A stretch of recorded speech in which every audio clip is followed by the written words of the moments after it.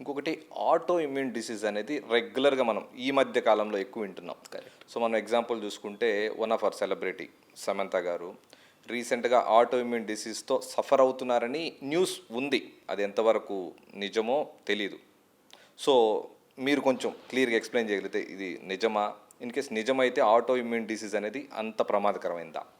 So Samantha గారి you know ఏదైతే news ఉందో అది ఓపెన్లో ఉంది and it is true only. She her self has come out and talked about it and very Brave and very nice of her. ఆమె ఈ వ్యాధి గురించి మాట్లాడడం వల్ల ఇన్ఫ్యాక్ట్ అవేర్నెస్ పెరుగుతుంది. యాజ్ మీరు చెప్పినట్టు ఆటో ఇమ్యూన్ డిసీజెస్, రుమటాలజీ, దీని యునో ఇంపార్టెన్స్, సిగ్నిఫికెన్స్ ఆమె పెంచుతున్నారు. సో ఫస్ట్లీ ఆమెకి ఉన్న వ్యాధి ఆర్థరైటిస్ లాగానే, ఒకవేళ నేను జాయింట్లో ఇన్ఫ్లమేషన్ అంటే ఆర్థరైటిస్ చెప్పినట్టు, మసిల్లో ఇన్ఫ్లమేషన్ వస్తే మయోసైటిస్.